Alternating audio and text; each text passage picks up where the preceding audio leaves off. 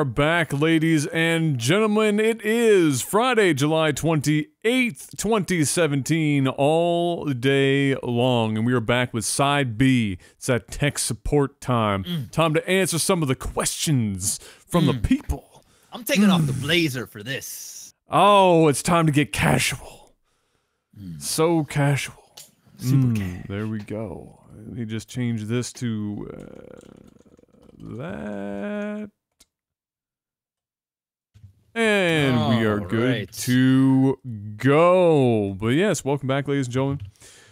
We just wrapped up Side A, talking about James Bond, and I'm actually going to start this off because we just finished with Bond.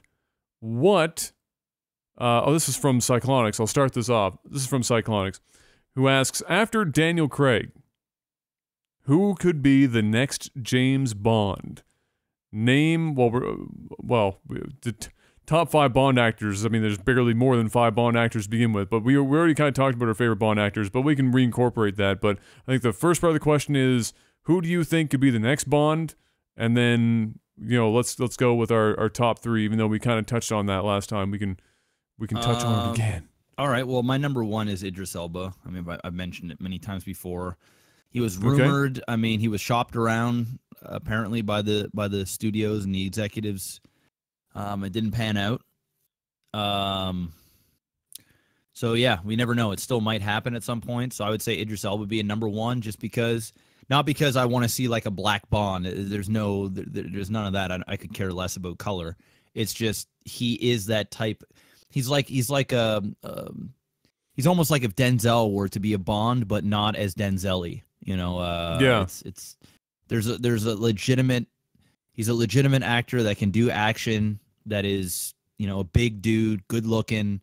He's got that swag to him, and he's got that accent as well. I mean, it's Bond. Number 2. Oh man, there's just not many. Like, I'm just trying to think of potential Bonds. No, I wouldn't go with Ian McGregor. It's a difficult thing too, because you know, being Bond requires a certain fucking air. You have to have an air about you, and you know, Craig mentioned that he felt that he never had it, but obviously the casting team saw it, and lo and behold, it happened kind of regardless. You know, they brought it out of him. You have to have a certain something, and I guess it also depends on what version of Bond they're going to go with next. Are they going to stick with gritty Bond? Are they going to go back to more campy Bond? I think I like Luke Evans. I don't know if you know who he is.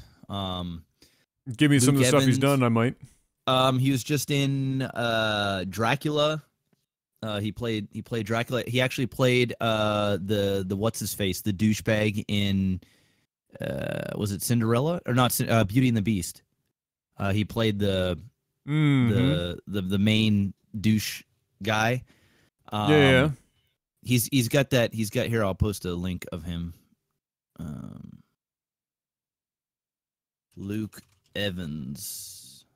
Yeah, Gaston. Yeah, the guy from. Oh, Gaston. Gaston. Yeah, that's him. So yeah, there's a picture of him. He's kind of got that Bond swag to him. He's got that facial structure. Oh yeah, okay. Yeah, either that or he could make a really good Bond villain. But I think he'd be a good Bond. I also think Tom Hiddleston could play a Bond.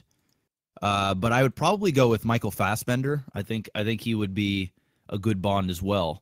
So those are a few of mine, but Idris Elba is definitely number 1, hands down. Hands down. Yeah, I agree with Idris. Yeah, sorry for those of you on stream who saw the break screen there for a second. It's because I had to open up the Skype chat briefly. Yeah, I'm on board with Idris Elba. I was gonna pick Idris Elba for sure. I mean, I think that like we were talking about before in the last. Jesus, you linked me Luke Evans, and all I'm seeing is like Luke Evans with like 4% body fat. He is ripped. Yeah, he's ripped as fuck. Like we talked about before, the idea might be that you have to do something so dramatic with the next Bond to separate them from Daniel Craig. Either you have to change the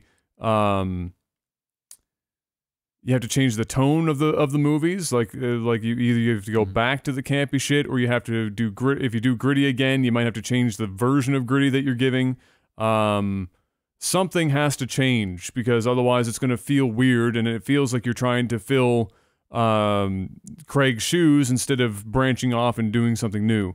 So I don't know if getting another, attractive white dude is the way to go. Maybe we do go attractive black dude on this one, and change it up that way.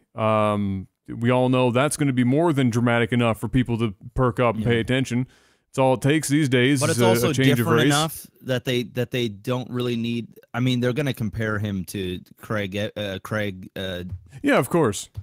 Regardless, but it's so much on the other side in terms of just skin color alone that there's this disconnect between the Daniel Craig and the new one, where you're going, okay, obviously it's not Daniel Craig. It's a totally different dude. So,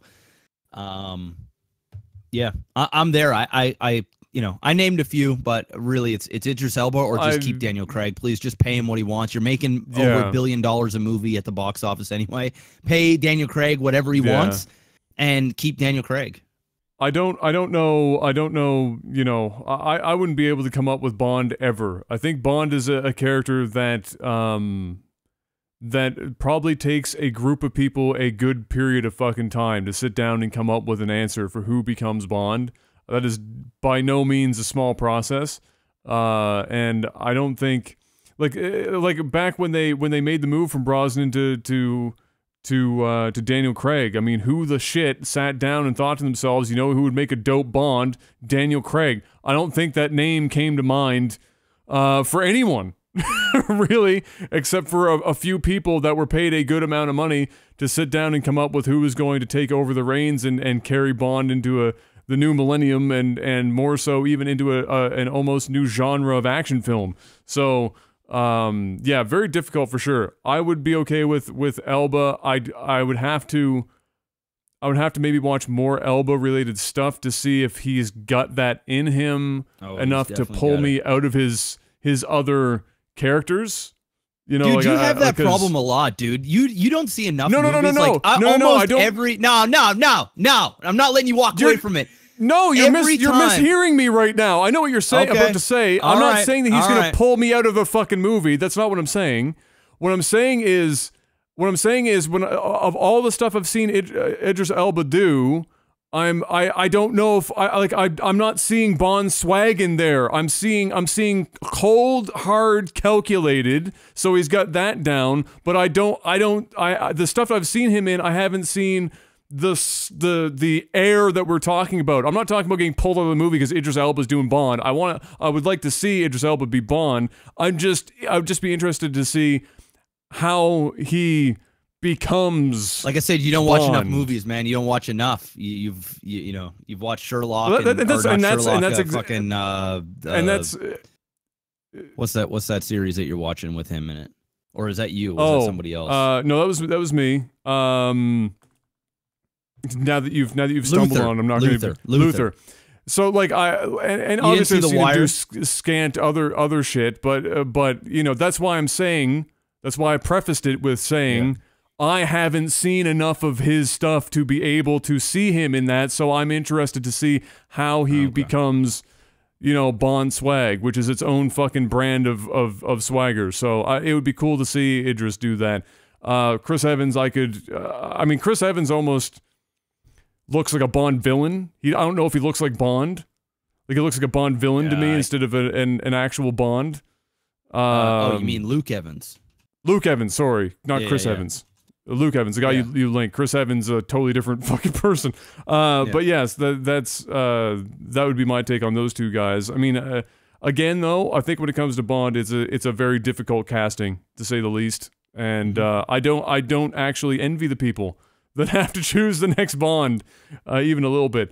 As for my favorite Bonds, you know, Craig is there at the top, and then like we said, in side A of this week's stuff, it's a toss-up between Brosnan and Sean Connery. In the 2-3 spot, like depending on the day, I'll feel like a Brosnan or I'll feel like a Connery, and that's that's it. But as far as watchability goes, going back and seeing movies multiple times, I could way more easily watch Craig's Bond multiple times over than anyone else. Oh, for sure.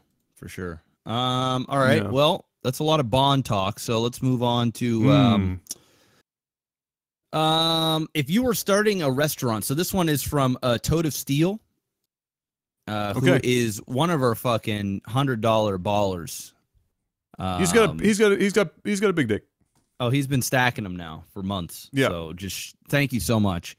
If you were starting a restaurant, what kind of food would you serve? So if you had to start, this one's easy for me. And in case you guys didn't know, I'm pretty sure I've talked about this in StarCraft cast or two. When I graduated from high school, and actually because some people don't know this either.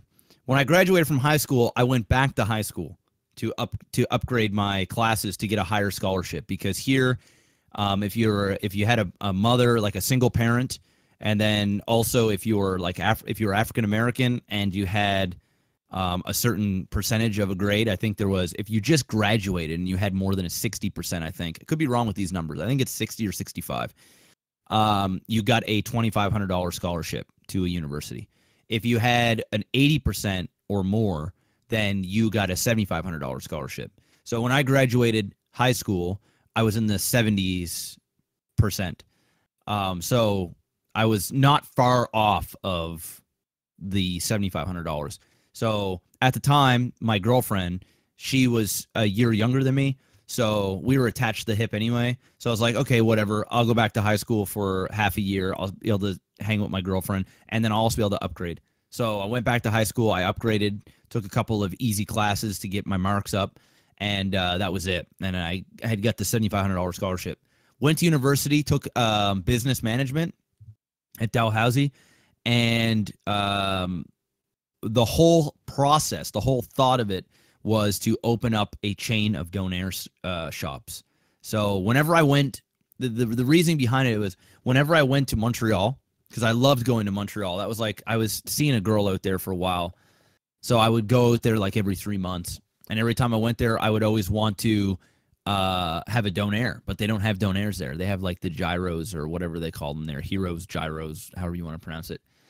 They never had like an authentic donaire, and most places in Canada don't. It's like an East Coast thing.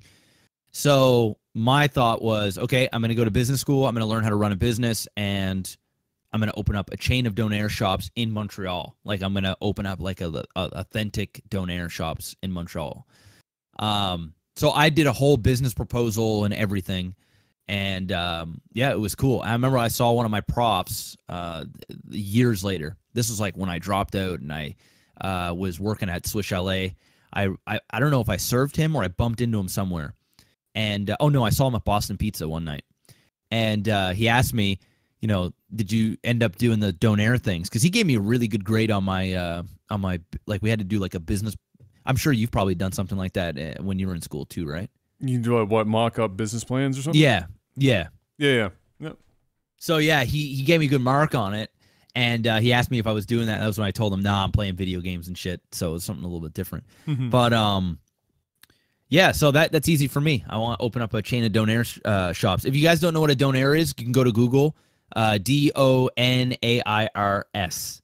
donaires, and you'll be able to see what it is. It's lamb meat on pita with a special sauce. And can put onions and tomatoes on there. Some people get a little crazy and they put like cheese and things like that, but I'm just a standard no tomato, onion, sauce, meat, pita. That's the show. this has been a sticking point for me with my girlfriend because she's, you know, from across the pond, and donair exists with a different spelling. It's you know, it's a Turkish thing. It started in Turkey, and it's similar to a gyro, like you were mentioning as well. Just different toppings, and the meat is different.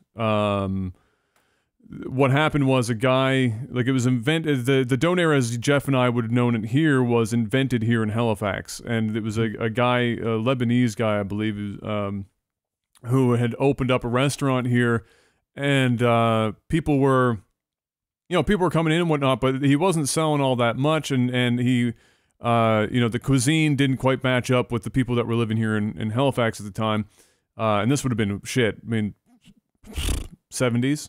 60s, 70s. And so he needed something that was a little sweeter and a little bit more to North American taste. So he modified what many people in Europe would know as the donair or whatever from Turkey, or even a gyro from Greece, and modified it to a more North American palate. So it's traditionally lamb. A lot of the donairs you get here in the city are not lamb. There's like 4 or 5 guys here that will make the like an actual custom meat for the donair restaurants here in Halifax, based on what the restaurants want. So they're all different. The spices are different. The meat mix can be different, and so that's the basis of it. And then the defining feature here is instead of a traditional garlic sauce, it's a modified garlic sauce. We just call it donair sauce. It's condensed milk based, so it's incredibly sweet, and different from what you would traditionally get. And instead of the myriad toppings that you would get, you know, across the pond on those various versions of this, you know, sandwich wrap thing, here it's just tomatoes, onion, meat, sauce. That's it. The show. Nothing else. That's the show. There are other places that do it, you know, differently, but the original Halifax-based donair, those are the things that you get on a pita, and that's the show. Normally, it's the size of a small baby. Are you sure you didn't do a business proposal on how to open up a donair shop here, Adam? Fucking schooling me. I'm like learning shit. I'm taking notes. I'm like, fuck, okay, all right. I like food. Shit, man. So yeah. Anyway, it's a fun thing. It's something that I just ended up learning more about over time, because obviously the more people that kept coming here to visit that were from out of town, they were asking what is the local Halifax food, and the donair is always a thing, and they always say, "Oh, that is just insert this," and then but it's not, because then when they eat it, they go, "What the fuck am I eating?" And I have to tell them, you know, I told you it's not what you think it is. So, yeah. So anyway, they're delicious. They're possibly the best food to eat when drunk, ever. Or if you just want a colon cleanse, it's also a great option. It's also a great option if you're looking for a colon cleanse. So yeah, they're pretty delicious. I don't know what I would do as a restaurant. I considered doing restaurant as well when I was in school, and then just the hours to run a restaurant are truly fucking crazy. Yeah, and you live it more than almost any entrepreneurial venture that exists. Like, it is one of the most, if not the most intensive entrepreneurial things that you can do. And you have to be really, first of all, you should probably, like Jeff, for example, you should have probably worked in the business at the very least as a server for a while to at least know that side of the business. And then you have to have a real good understanding of budgets, because holy fuck, you will tank yourself so quick if you don't know how to buy food properly, based on, you know, how much you're going through in the run of a week. So I backed out of it because I just looked at it and went, you know, it would be fun to a degree, but there's so many restaurants in Halifax. It's so fucking competitive here. It's nuts. There is a new restaurant in this city once every 48 hours. I swear to God. We have more restaurants, fun fact, more restaurants per capita here in Halifax than anywhere else in the country. We have the most universities, post-secondary education institutions, and the most restaurants per capita in the entire country. And that number doesn't go down. It's a constant friggin' struggle. So, I mean, if I did a restaurant, you know, it would be hard to tell to say what I would do. I have a feeling I'd probably just end up going for like a burger joint and just focus on burgers only. There are a lot of places in the city that do pub food and they have like a burger or two, but there are not that many burger-focused places that aren't a chain of some kind, like Relish or whatever else, you know, that we have here. Daryl's is one of the few, honest to goodness, like privately owned burger joints in the city, for example. So I'd probably do something along those lines. Simple food. Halifax is not a hoity-toity place. We have some high-end restaurants where people will spend a fortune on food, but breaking into that market, not so hot. But people will eat. There's not a lot of foodies here. Like there's not like no. Like people that want to go out and spend $100-$200 on a meal. Yeah. Most people here are like, you know, if the price tag is more than $20, they're like they're checked out.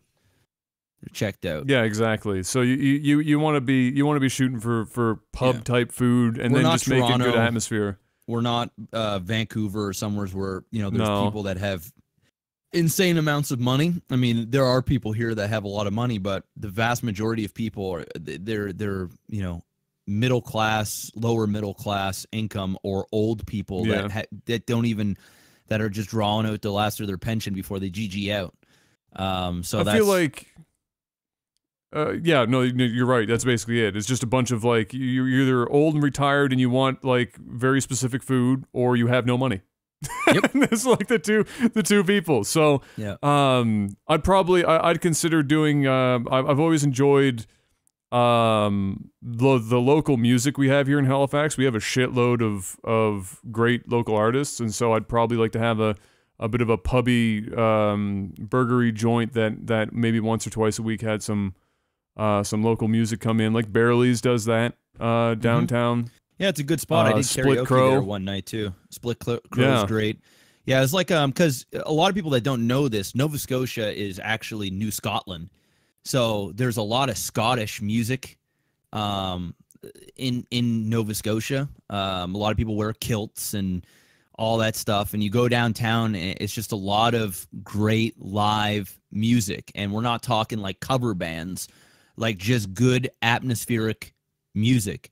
So when you go down, like Adam said, this is the biggest university province per capita.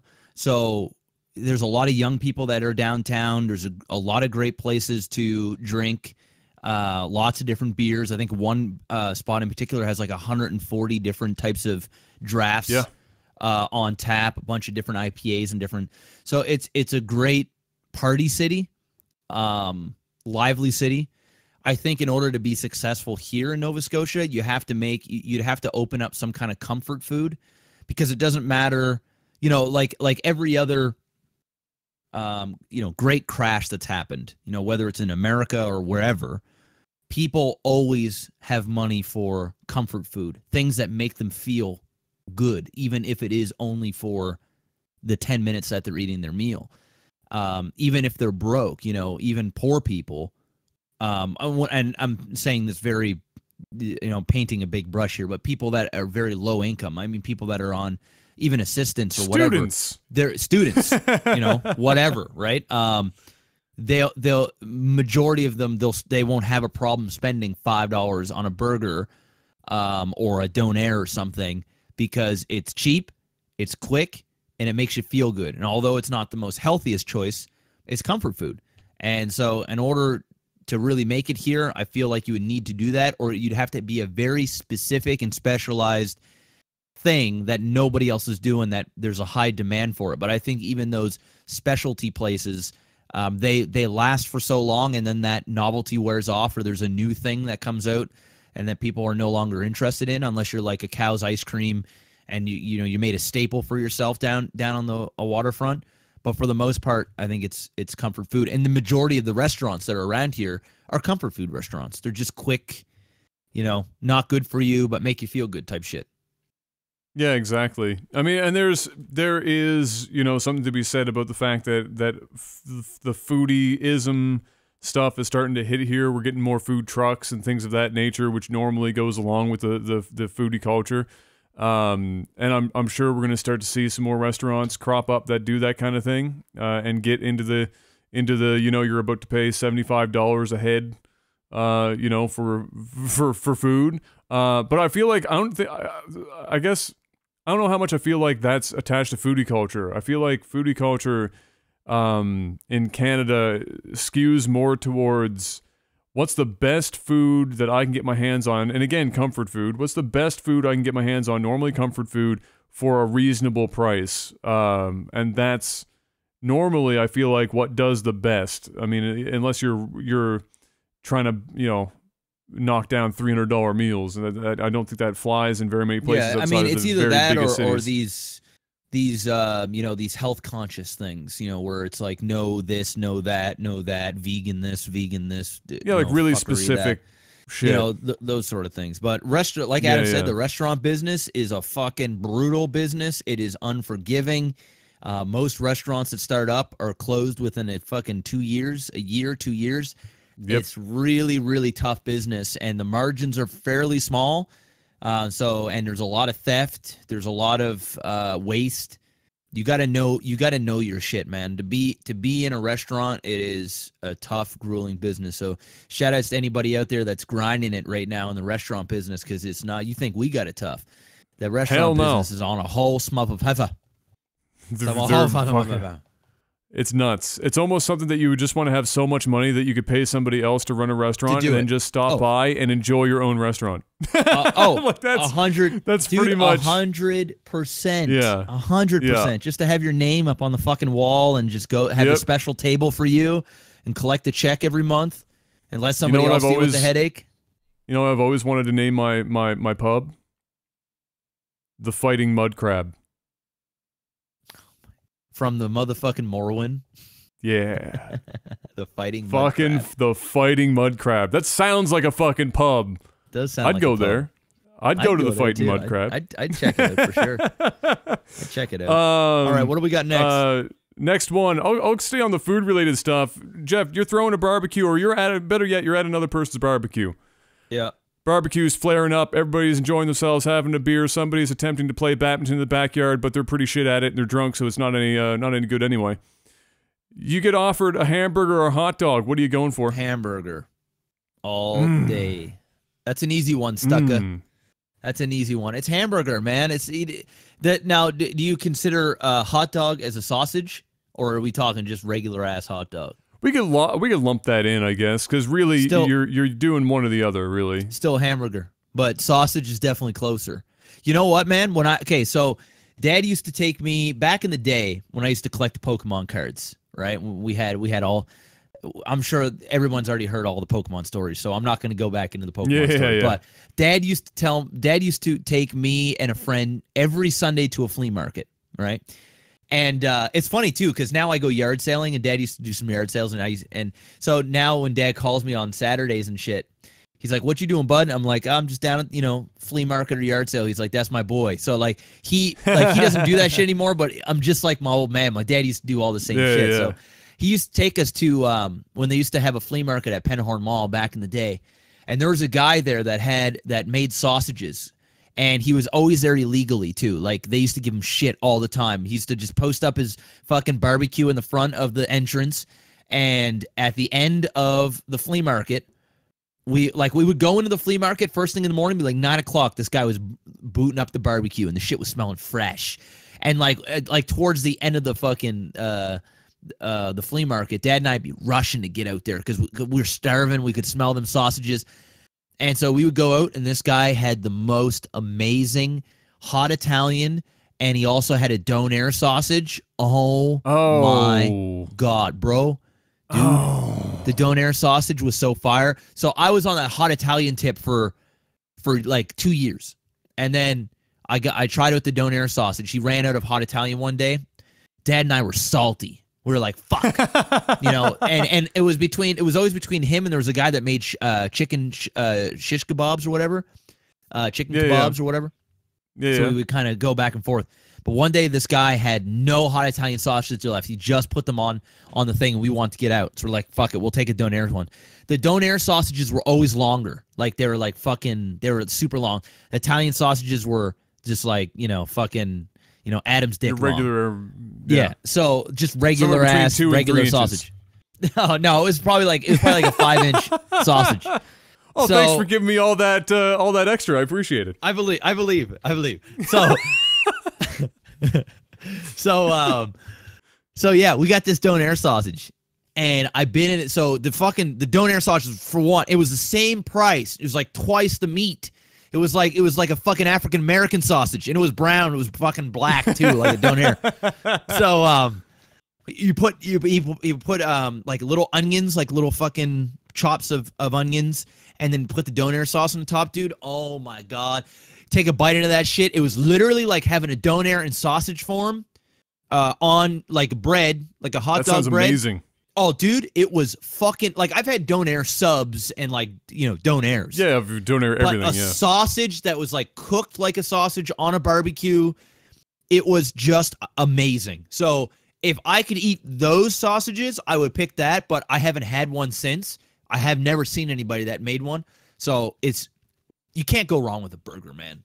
It's almost like you almost can't fuck up a burger either. I feel like you can eat a bad sausage or eat a bad hot dog and be like, that's, it's not cooked all the way, or it's just not, it's rubbery. It's not good. It tastes weird. You can't fuck up a burger, man. You just can't. Well, I mean, you could cook it into the fucking ground. I mean, there's lots of people that overcook the shit out of a burger. You could, for sure. But, like, I've had some seriously shit burgers, but, I mean,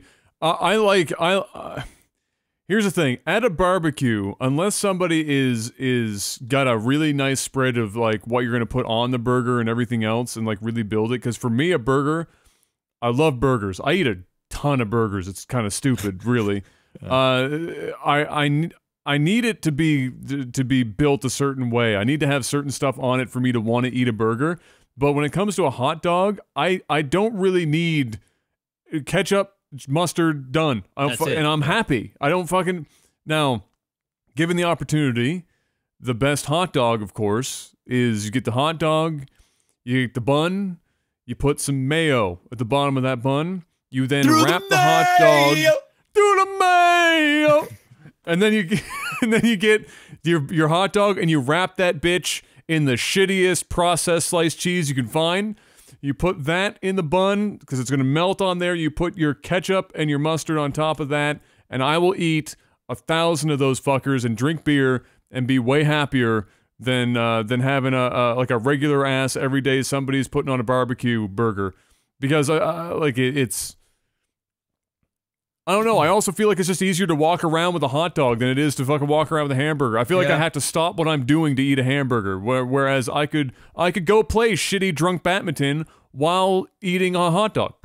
Yeah. I'm a simple man for burgers. It's bacon, cheese, and ketchup, and pickles if there's pickles around. Nothing else. I'm a happy man, and that's the show. But it's burgers all day, dude. Like, how many times have I been to a restaurant and I've never like ordered a hot dog or a sausage? You want a burger. It's something that it takes a little bit more time to eat. There's more to it. Well, at a restaurant, always a burger. I never order hot dogs anywhere. I don't even want that shit street food, but at a barbecue, for whatever reason, fucking hot dogs. Like, if I get my mom's potato salad and some fucking like hot dogs on the side, I'm done. Give me that and a beer. And just watch me be in heaven. I'm scared. I mean, I mentioned this before, but back in the day, we were broke and my mom couldn't cook. So the combination of both things, just a really fucking bad time. It's one thing. It's one thing if your mom can't cook, and I'm sure there's people out there that'd be like, "Shit, man, I feel your pain, brother." But it's one thing when you're fucking poor, and your mom can't cook. So like, my mom's holding down the house. Working at the dollar store, just trying to hold it down. We got no extra money for nothing, just nothing. So my mom's buying a lot of hot dogs, a lot of fucking wieners, those 12 packs, them nasty ass rubbery things. Dude, I I was eating so many of those fucking things. Like my mom would cut up pizza or cut them up, put them on homemade pizza. That was like our good night. I'd be eating hot dogs dude, I'd open up we'd eat so many hot dogs, bro. They'd be frozen up in the fridge freezer. There'd be some packs in the fridge so that I could just open up the plastic and just eat them like without them being cooked. Eat them raw. Just eat them raw, like just fucking raw ass hot dogs. And then mom would get home. She'd be like, "What do you want for dinner?" I'd be like, Subway. I ain't got no money for that. It ain't Friday. I'd be like, all right, cook whatever. You know what I got? Kraft dinner with cut up hot dogs. No. So I could eat some of that right now. I'm a hot dog the fuck out, man. I'm like, I don't know when the last time, honestly, I don't know when the last time I ate an actual hot dog. Like sausages, I fuck with. There's some good sausages out there. You can get all kinds of different variations of sausages. but regular ass wieners and those 12 packs, dude, I haven't eaten one since I was like 16. I can't do it. So the ones that you got they were just pork hot dogs, right? They weren't all beef hot dogs. Oh, definitely just pork. Just the gross ass, like, they're almost like pink. I mean, that's what I ate. I mean, there's a pork hot dog. I actually don't really like all beef hot dogs that much. I find them like okay, but I'd rather just skip right to a sausage, honestly. But those Larson's made in Nova Scotia wieners, give me one of those. I did forget something. It needs to have some fried onion on top of that bad boy as well, and then we're off to the races. Some but crunch. No, not deep fried, just in a pan, just softened up. Oh, okay, some sautéed. Yeah, some sautéed onions. Getting fancy. All right. Delicious. What's up next here? Let me go with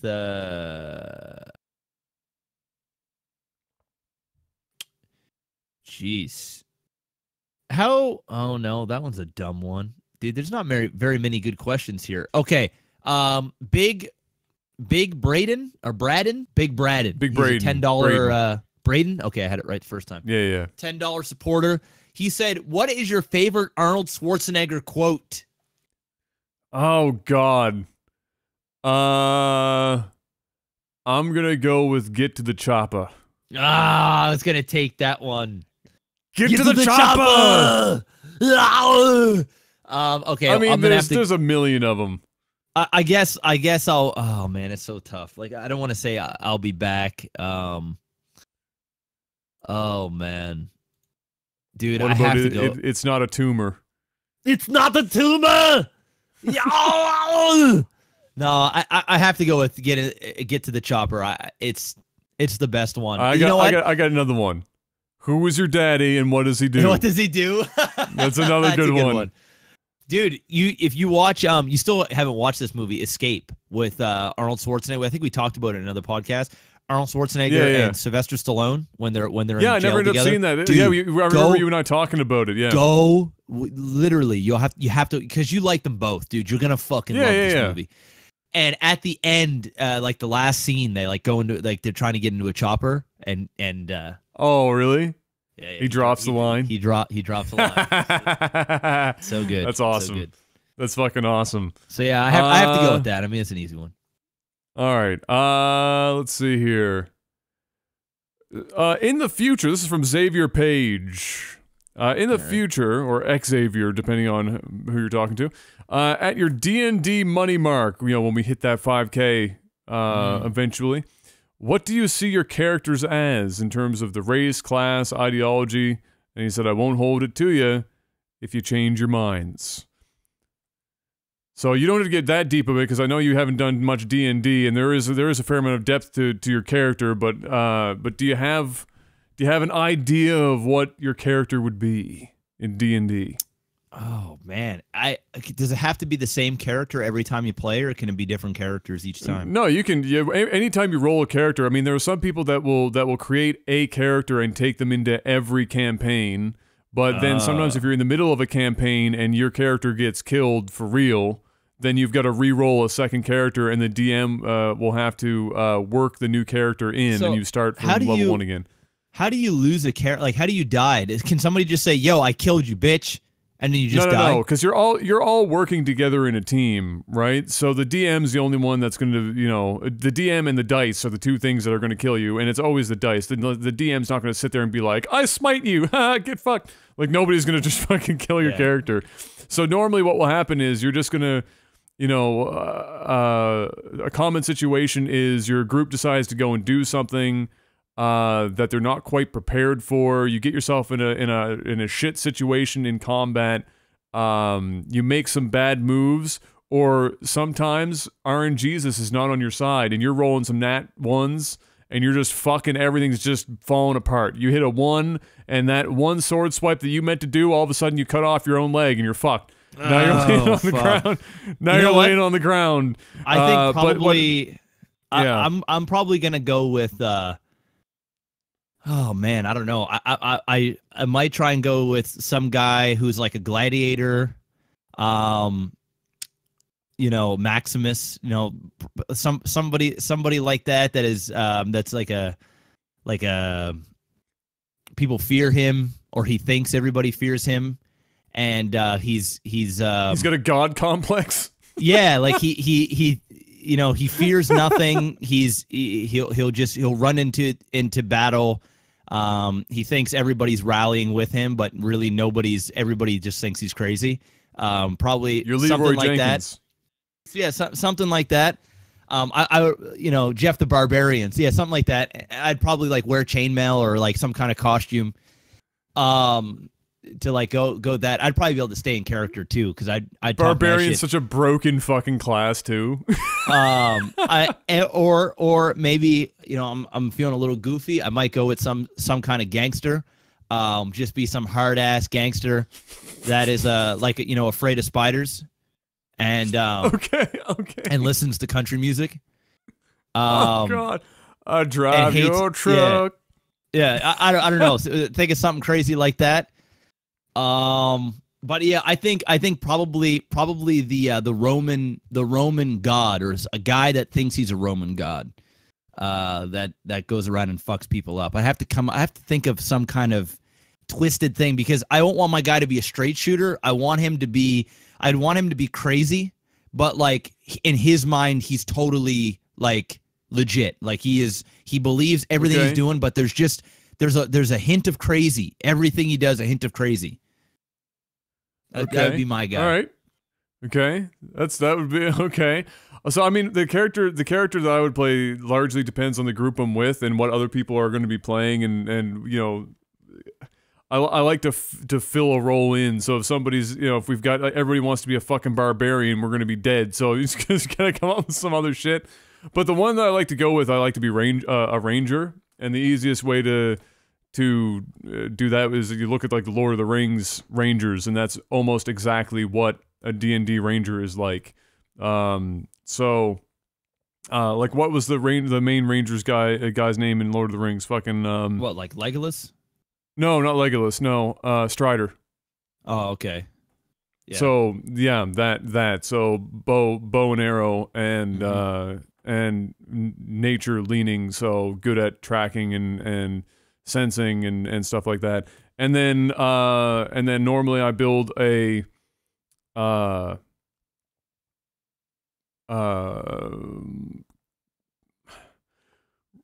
reserved. Like I build reserved characters in personality, but I tend to roll or hope for high personality so that I can talk my way out of a lot of situations. Is how I build my characters out. And I don't lean with Rangers. You can go one of two ways depending on like I guess I don't know if it's the same for every rule book, but you either focus more on your bow or you focus more on pets, like you can get animals and whatnot. And most D&D sessions, unfortunately, the pet stuff is really shit, unless you're doing a really specific like modified rule book. So I just stick to classic bow and arrow ranger, and then I make them able to talk themselves out of situations, because I find that to be the most fun. Because what happens is that's when when you really get a good DM, because when you have a high personality, influence type character, and then you're talking with a non-player character, and you roll high on a check to see if the the NPC has to like listen to what you're saying, then the DM has to think of what the fuck is gonna, like, what's happening now, like how am I gonna respond to it, which turns out to be some pretty fun situations. So that's kind of what I go for sure. Did you start making me want to play some D&D, man? I want to start. Oh shit! I want to start axing people and just go fucking crazy and just taking us into the heat of battle. You're gonna die. You're gonna die so fast. It's gonna be fucking hilarious. And you're gonna have to roll. Then you're gonna have to roll another character. Yeah, I'll fucking roll out Jamal, man, or Tyrone. Then I'll be on like Donkey Kong. I'll bring Tyrone back. Yeah, no, it is fun. Like, and you come up with, when you have a good DM, you can come up with crazy whatever shit, and you always have to, when you go into a new area, you always want to make sure that you tell the DM that you want your character to look around and take in what's around, and the DM will, if they're good, they're going to list you things that are in the area, and then you make notes of what's there. So when you get into combat situations, you can start using the stuff in the area. So what do you do? Like if so say like the DM goes, okay, we're in a cave, and there's like two big icicles up at the top of the cave, and there's these mushrooms down in the bottom right in this little shadowy area, and there's a pile of blood over by a hole in the left, and you think you can hear some faint echo screams in the background, but you're not really sure if that's just the wind going through the tunnel and there's an opening on the other end, or it's actual screams. So the DM would say something like that, and then then I roll something, and then I go, I'm not scared of those screams, you fucking bitch. And I rip the icicle off, and I throw it all the way down to the other end, fucking kill somebody down there. I finish them off. And then I drink the blood of the fucking shit that's down there, and I take a piss in the hole, and I say, come on, bitches! Something like that? Kind of.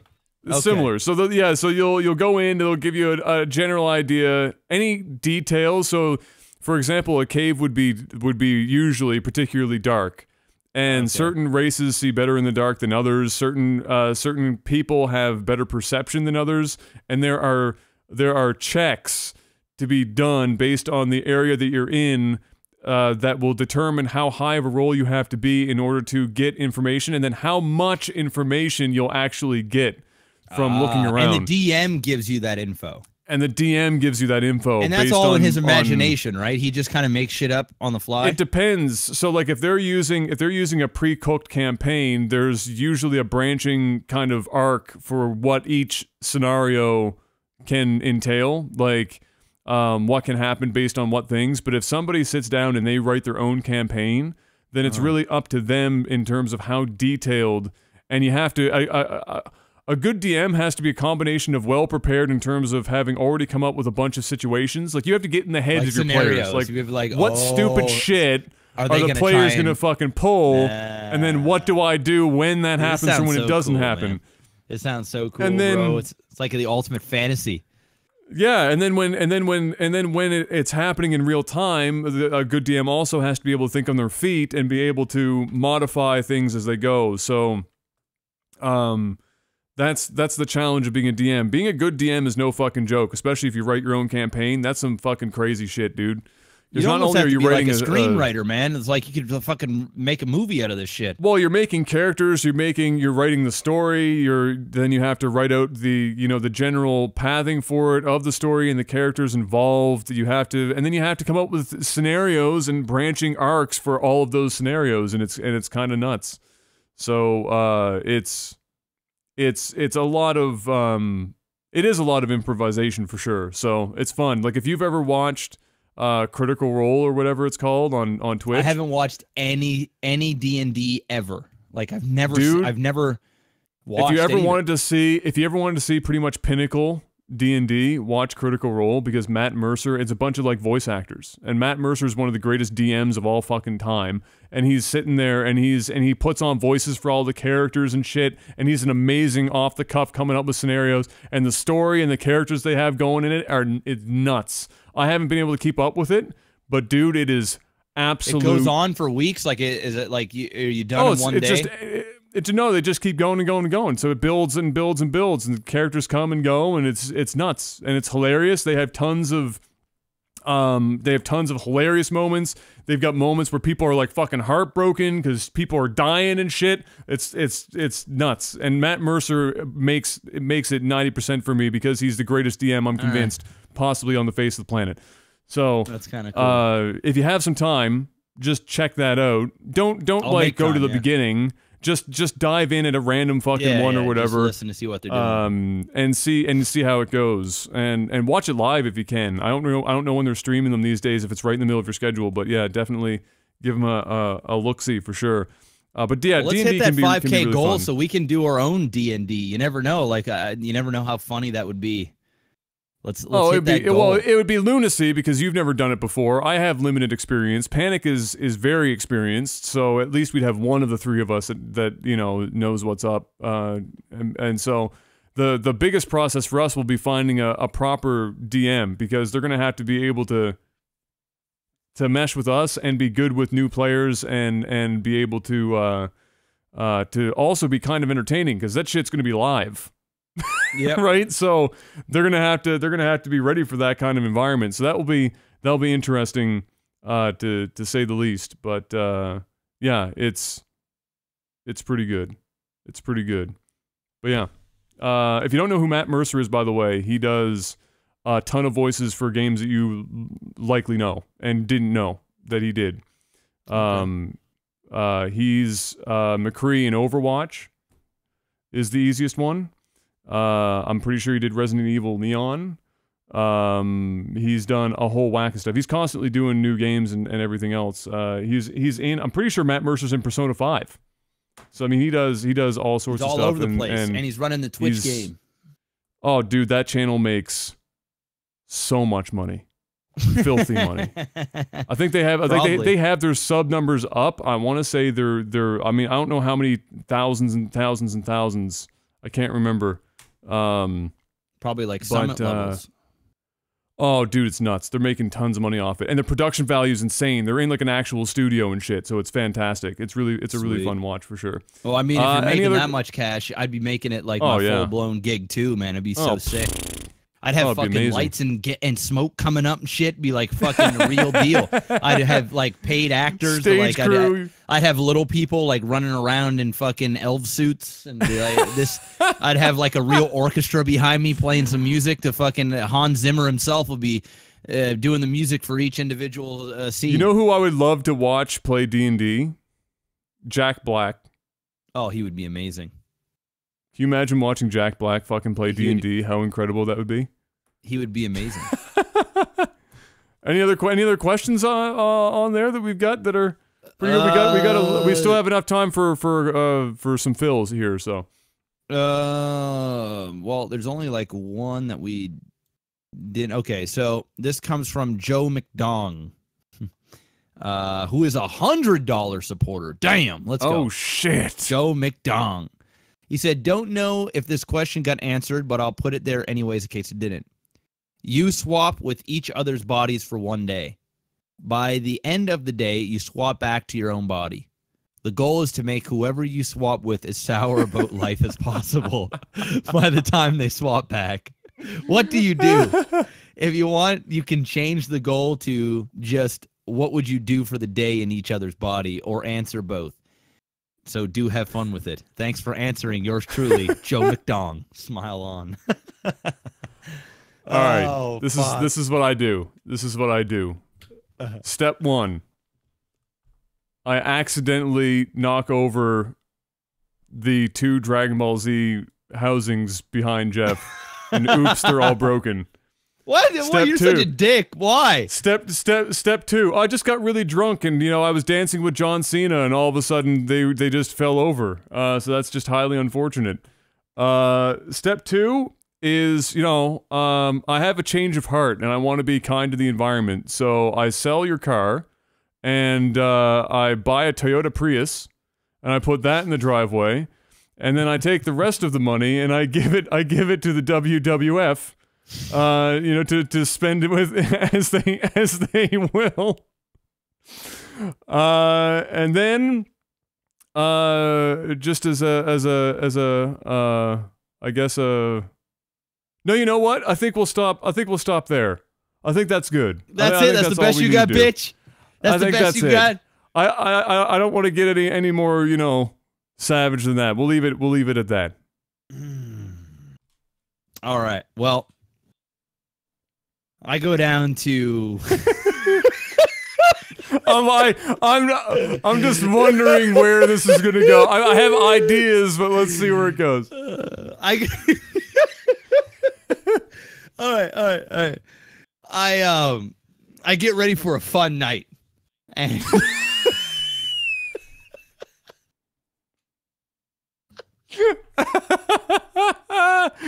get ready for a fun night. So I swear to God, I shave fucking clean. All the shit on my face goes. All right. I take off my glasses. I put in my contacts. I call up fucking Brian. I say, Brian, we're going downtown tonight, bud. And he's like, what the fuck? You're going downtown? Yeah, I'm going downtown. You want to come? Sure, bud, I'll come. All right, so so you both go down to Reflections. I knew you were fucking going to Reflections. I fucking knew it. We go to Reflections, the gay bar down here. Gay club. It's dope, though. Reflections is fucking dope, though.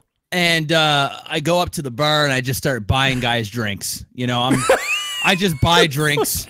You know, I don't like to spend money that much, but tonight I'm spending. I'm the big spender. You know, I took a fucking cab down here. I don't gotta drive home. I'm buying drinks. Is this particular night the drag night, or what? What is this drag night at Reflections? It's just a regular gay night at Reflections. Okay, there's no extra gay. Just straight up, just regular, regular night. Okay. All right, so I'm just drinking. I'm drinking hard. I'm going double whiskey. All right, we're getting doubling it. Just drinking it straight on the rocks. Okay. Until I get enough courage to finally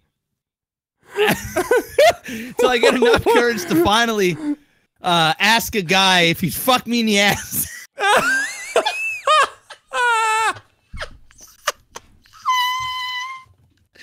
And of course, somebody does. So I take him to the back of the bathroom and he just rails my asshole in the stall. You realize you're experiencing this yourself right now, and he's black. Oh God! And he's got like a fucking donair sausage dick. And he's God! And he's just railing me. All right. So what the fuck? I feel like you're taking the fall for me right now. You're the one taking it in the ass, technically speaking. Oh yeah, shit! I forgot about that. I'm not experiencing any of this shit. Well,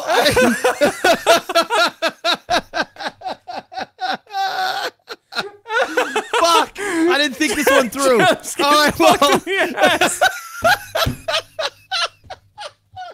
well, at least your ass will be sore when you get your body back. I'm driving a Prius around Halifax and just getting ass fucked. Oh, shit. All right. Okay, and then and then I go home. Shit. And then I go home. and I sleep it off.